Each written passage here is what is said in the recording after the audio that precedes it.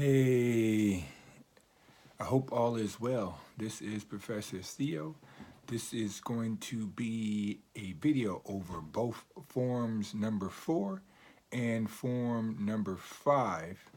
So I'll try not to go as in-depth as I would normally go in any particular one since we're going to be doubling up this week.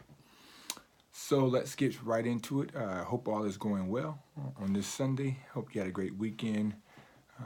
Seems like it's snowing again, so hopefully we're getting to the point to where those days are growing shorter with the snow, and so we can get some more sunshine and good weather. In Form 4, we talked about how it's important that we have similar characteristics when it comes to the people that we're in relationship with, our families, our co-workers, our classmates, professors, employers, and things of that nature. This is especially important when you talk about intercultural relationships. The more you have in common, that's going to help you be able to gravitate towards one another, to be attracted towards one another, to have some common themes, some common ground that you share to build those relationships. Yet the question posed this week is, what about differences? How valuable are differences? Because some people may say, well, if the emphasis, or if there's an overemphasis on similarities, do we miss out if we only be with people who are just like us? And so we're going to talk about that. Can differences in characteristics be a positive factor? And if so, why? One person said whether or not differences in characteristics are a positive factor sometimes has to do with the motivations, of those involved, and whether or not the initial interactions are due to voluntary, intentional relationships, or was this something you were thrust into? This makes a lot of sense, not just in terms of intercultural communication, but in all types of relationships. The why we get into a thing will often determine how effective, how motivated, how engaged we are in that thing. If we look for a certain job and find that job, we're going to probably be a little bit more motivated than if we had to settle for a job. When we are asked to write a paper as a student and we get to choose the subject matter and all that stuff, we're going to choose something we're more passionate about. But if the professor says write about this particular thing, then you got to try to find that passion.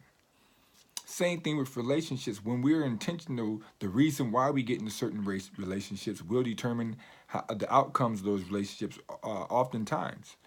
But here's the catch: when it comes to intercultural relationships, there needs to be a level of intentionality.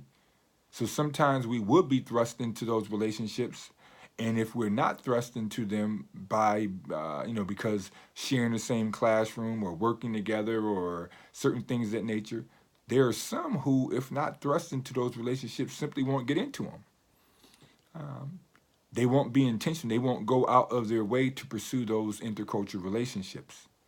But what I found most often is that the most effective relationships, at least early on, initially, are the ones that we are intentional about. We get into it for the right reasons, and we have the proper mindsets, the proper motivations.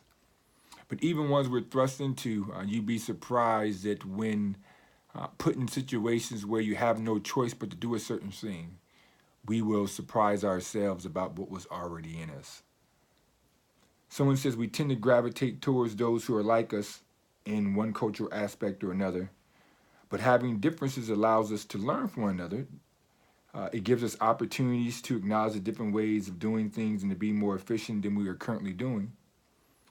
Along that same line, someone says variety is the spice of life. We need different people in our lives to see things from a different point of view.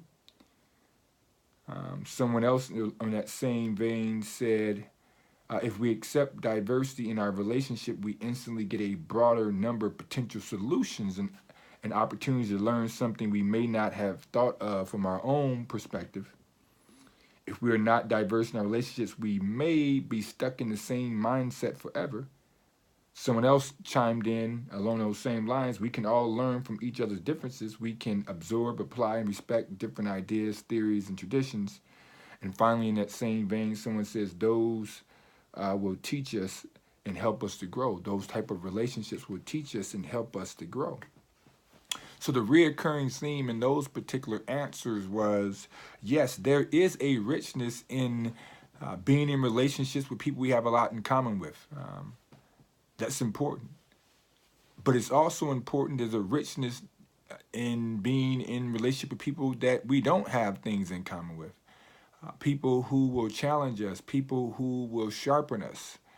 I think about in communication, there's a communication theory called groupthink, and it simply means that when you're a part of a group, you have a tendency to begin to adopt those thoughts, those the similarities, the mindsets of everyone in the group, and in an effort to maintain that group solidarity, in an effort to maintain the peace and harmony, no one ever speaks out. No one has any dissenting attitudes or thoughts. It's always, yes, I'm in agreement. Yes, I'm in agreement. I go with the flow. And we often find that with people who think like us, who talk like us, who walk like us, who are like us, we have less of that dissenting voice. And we're not talking about dissenting as in always arguing, always disagreeing, but we're talking about the healthy tension when someone can say, have we thought about it from this way? Have you thought about it from this perspective? And I think about some of my closest friends, especially those who are different cultures, especially with me. I think about those who are white. And my best friend happens to be white. And I know that's cliche when the white guy says, my best friend is black, but my best friend can say that. But what's unique about us, our relationship of 23 years now, going on 24 years, the entirety of our relationship has been built on this concept of racial reconciliation. So it's not like we were a white guy and a black guy who were friends, and later on we started to talk about intercultural issues, later on we started to talk about diversity issues, later on we started to talk about race. No, that was what brought us together. That was the issue from day one. And for 24 years, we've been wrestling with those issues. And so we're able to say, well, what about this perspective? Have you thought about it from this perspective? And I think it's important that we have relationships, whether it's cross-cultural in terms of race, whether it's in terms of gender, whether it's in terms of socioeconomic, religion, whatever culture you want to think about. It reminds us that our way isn't the only way. Our perspective isn't the only perspective. And sometimes we can be looking at the same thing, but offer up different insights. And those insights are important, they're valuable. Even when it comes to team goals and accomplishing things, just think about from a biblical standpoint, it says one can set 1,000 to flight, two can set 10,000 to flight. So there's this synergy that takes place where if we put our collective minds together, we can get more done. But what if those collective minds all think alike? How much can we actually get done? But if the collective minds have different ways of thinking, there's this multiplication effect that takes place to where we can get way more done. So that's some good stuff that you all chimed in on. Someone says that because of cultural differences, there can be misunderstandings, misattributions. So they brought back in some of the terminology from last week. Each culture will be different in many ways, and so will the way that they behave. And if someone from another culture doesn't understand why a certain culture behaves a certain way, it can cause problems. And I think that's important. So it's easy, and to kind of go along with that, I want to piggyback on what someone else was saying, that with stereotyping also, stereotyping can be an issue. We can get into stereotypes about different people. And those stereotypes can lead us into thinking negatively most often about a certain people group. And one of my favorite quotes, I pinned this, so feel free to use it, is that it does not take a relationship to build a stereotype, but it does take a relationship to break a stereotype. Once again, it does not take a relationship to build a stereotype, but it does take a relationship to break a stereotype. And simply what that means is most often the stereotypes that we have, especially in terms of stereotypes we have about certain groups, most often we have limited to no direct experience with those individuals, with those groups. So these stereotypes have developed because of things we've heard, things we've seen on TV. And if we have experienced it, it's been a limited experience that we overgeneralize to the greater population. But when you have a relationship with individuals from those groups that we have stereotyped, all of a sudden those relationships and those interactions, especially when they don't affirm what we thought, a couple things are going to happen. One, one of the first things, since we're often trying to, we have this thing called cognitive conservatism. This is a term I teach in my communication theory class, cognitive conservatism. And this is simply that we tend to only take in information that matches up with that which we already know. So we cognitively conserve and even in some ways preserve that which we know to be true. And when we take in information that conflicts with that, it's like does not compute. We have to figure out what to do with this new information. So if you got these stereotypes about this particular relationships of this particular groups, and all of a sudden you begin to interact with someone from that group, and they're interacting, they're behaving, they're carrying themselves in a way that does not compute with what you came to know, all of a sudden you need to figure out what to do with this new information. And one of the first things we do is we begin to maybe label that person as the anomaly. They're the exception to the rule. And that allows us to preserve what we think about the rest of the group, like, whew, you're different. But then when they hopefully begin to catch wind of that, hopefully they will begin to introduce us to other individuals in that group, or at least tell us about other individuals in that group to say, no, I'm not the only one. I'm not Neo, the one. I'm not a unicorn. There are lots of me out there. And maybe that begins to cause us to challenge our stereotypes. But I think those relationships are important. When we think about intercultural communication, when we think about racial reconciliation, when we think about diversity efforts, there's a lot of community stuff, there's a lot of systemic stuff that we need to deal with, but I'm a firm believer that it often starts with relationships. And so I think it's important that we continue to seek out those relationships. If you don't have those relationships, I would encourage you to be intentional about getting as many intercultural relationships as you can.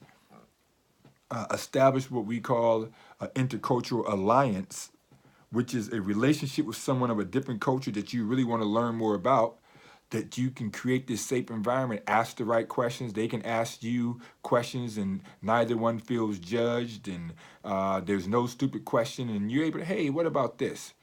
Here's something I always heard. What are your thoughts? But it's best to get it from someone within that culture. And even then, recognize that no one speaks on behalf of any whole culture. So even what they're going to be giving you is going to be from a limited perspective. So that means the best thing to do would be to seek out even more people from that culture to get a wide range. And so when we think about these intercultural relationships, the challenge is not just relationships with people from different cultures, but even within those cultures, multiple relationships with different people within those cultures. Because not all women speak for women. Not all blacks speak on behalf of blacks. So even if you got that one person, that's better than having none, but know that that one is still just a piece of the pie. And so the more you have, you're going to get a better perspective, a more wide-ranging viewpoint on a particular culture. Let's keep this moving. Form number 5. With much emphasis now being placed on cultural diversity in the workplace, and that is a big hot topic now. A lot of companies are bringing in outside consultants. My wife, she actually does some of this stuff. I do some of this stuff, whether it's diversity training and conflict resolution and team building. So that's a big thing now. Companies want to be able to say, hey, look what we're doing. And it's good for business, by the way. So institutions, churches, this is a big kick right now. But with that being said, why is it then that there still is significant inequalities in the workplace? And I have some of my viewpoints on that, strong viewpoints. Someone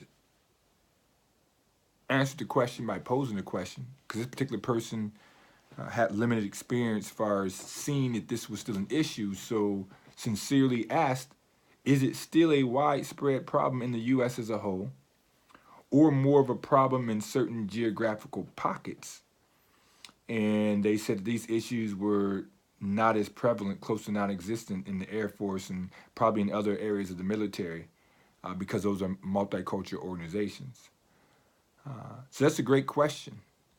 It's and people can ask that questions for multiple reasons, but hopefully the spirit behind it is, and I believe it is, it's great that we're talking about this, but is it, is this still really a problem? And that's a question that each person has to be able to answer for themselves, because if we don't see it as a problem, when it comes to supplying a solution, we're going to be like, well, the solution could be keep doing what we're doing because we're doing well. Or if we see it as a minor problem, we may say, well, all it's going to take is a couple of minor adjustments because it's not a big problem.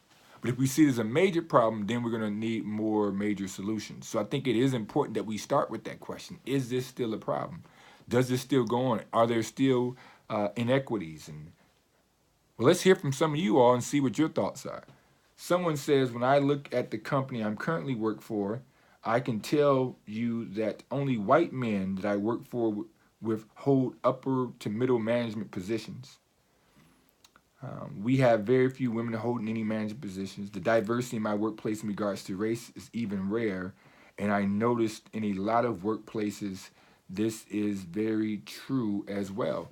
So what this person is describing sounds like a monolithic workplace. So monolithic in terms of culture, or at least diversity, which normally deals with the fact that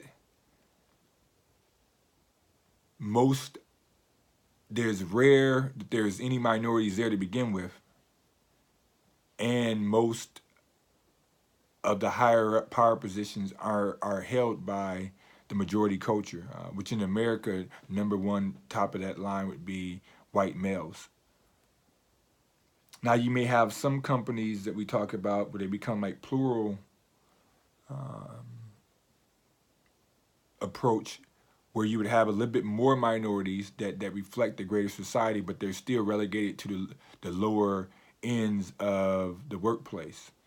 I think about a lot of churches that when they talk about diversity, becoming more diverse, especially a church that was historically predominantly white, a lot of that diversity is at the congregation level, or if there are ministers, it's like youth ministers, associate pastors, but not the head pastor. If there are women, it's at the lower levels also. Which brings me to another side note, which comes up throughout this whole discussion, and that is just the realization of women as minorities also. Some women may not realize that, but they are a historical minority also. And we see, even to this day, the discrepancies that take place in position or in pay, which is sometimes hard to fully grasp unless you know how much other people are getting paid. But if you look at certain studies, you'll see that there's still inequity as far as if a white male makes $1, what's the percentage of that dollar, 75 cents, 50 cents, going down for different minorities, looking at race and gender. Someone says that one cultural diversity norm that I can think of that is related to religion. People of certain religions can't and won't work on Sundays because they go to church, so that can impact some of the workplace diversity. Another one is gender. You find that some of the opposite sex may be punished or rewarded, etc., completely opposite of you for the same action simply because of their gender. And we know, of course, this isn't fair, so we're not talking about what's right or wrong. We're not talking about what's fair. We're talking about the reality of what's happening. And unfortunately, that reality still exists. Another is age. Sometimes younger individuals are picked over older individuals simply because they're more likely to understand technology or be with the company longer. And that's definitely one reason. But you also see ageism coming into effect when you think about entry level entry level salaries versus those who've been there the longest. So when you're coming in fresh out of college or 1 or 2 years experience, you're going to be getting paid on the lower scales of the salary. If you've been at this company for 20 years, you're going to be getting paid higher, not just because you're older, not just because of your loyalty, but based because of your years experience also. So what some companies and some institutions will do is the older you get, when you start getting to that highest rungs of salary, uh, they'll encourage you to, or if there's layoffs, this is normally at the top. Uh, Unless you're working for institutions or companies where there's some protection that has been written into it for those who've been there longer. So I think about in academia, the concept of tenure.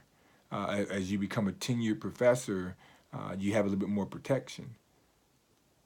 But some of that is financially. If they have to pay you more, they'd rather bring someone in who's younger, who they could pay less, someone who is just grateful to have the job. Uh, and like you said, someone who's going to be there longer. That's something people take in consideration if you're talking about long-term success. You have all things being equal as far as their experience, their qualifications. Some companies may tend to go after one who's younger, more energetic, who's going to be around longer. Once again, we're not talking about right or wrong. We're talking about the reality of what's going on oftentimes in the workplace. Someone says that at their age, um, this is a young lady at my age, didn't state the name. I work for many older men who were raised in an era where women stayed at home. So remember in this class earlier, we talked about cultural norms, we talked about gender norms. And cultural norms will often change over time because people change over time. So our way of understanding things that we thought this was the only way to do it back then, we may see that there are some other ways of doing it. And oftentimes it wasn't just a norm, it wasn't just a mindset, it just wasn't our worldview, but we often had, especially in America, we had laws that were attached to a lot of these mindsets of it was illegal for these things to happen, whether we're talking about racial or gender, blacks getting voting rights later on, women getting voting rights later on. So it wasn't just mindsets of individuals, it was laws, it was rules and policies and procedures. Now, over time, those rules and policies and procedures and those laws can get changed. And that's a great thing when those laws change. But guess what? Those laws that change don't change the hearts and minds of individuals.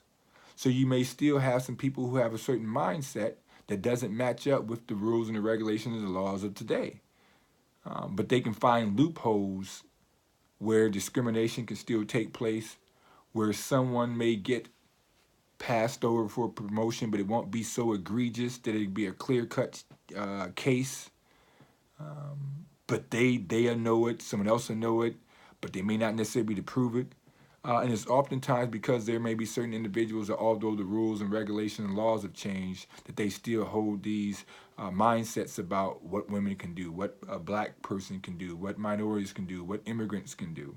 And so someone says in order to change this that we often uh, need to have people of different cultures in leadership. And that's important. I am a firm believer that if you truly desire to be a multicultural institution, organization, corporation, whatever it may be, it has to be reflected at the top. It can't just be simply as a business,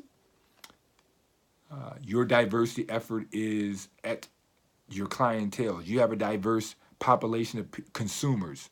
Well, that doesn't mean that you know it's what's best. It just means that you see that's good for business.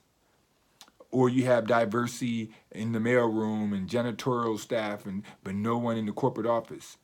But on the books it says, hey, we have this percentage of minorities working here, men and people of color and women and disabilities. We have all that stuff, but then when we see their name and their position, it's always relegated to the basement. So I agree that in order to change that, it has to start at the top. So whenever I go into churches, including the church I'm currently at now, that I'm interim co-pastor at, it's a predominantly white church, older church, a denomination that's fairly new to me. But my wife and I wanted to go somewhere that we sensed that they had a desire to be more diverse, to deal with issues of race and racial reconciliation. So now, as a minority, not just a minority color, and I am a minority as far as color, there's only a handful of blacks at this church, and it just so happens that one of the blacks at the church happens to be the co-pastor. That's important if this church wants to be diverse. If this church wants to truly model what it is that we're preaching, we can't just preach diversity but don't model it.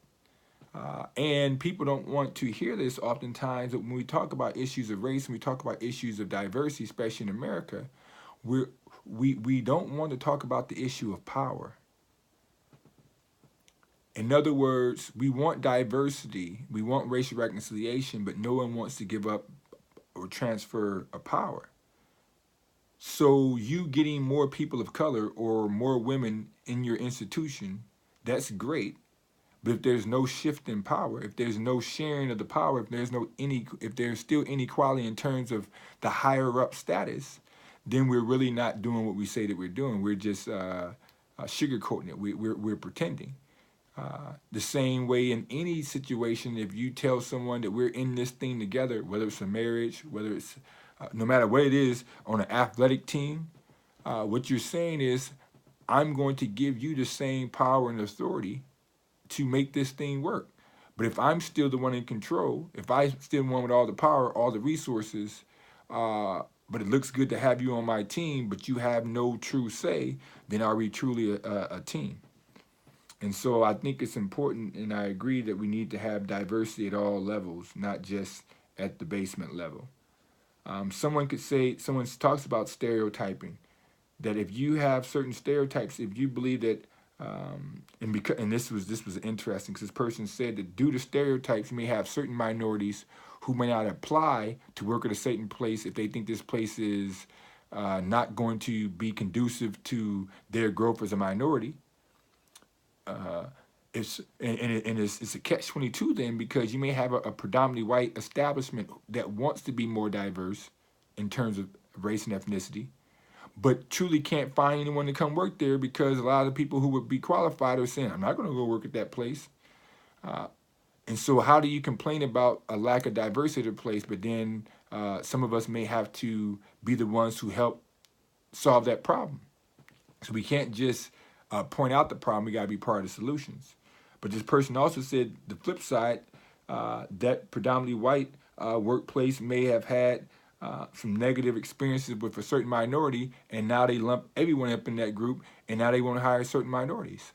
And so those stereotypes, those preconceived notions, those group and category-based attributions, and then when we commit those fundamental errors,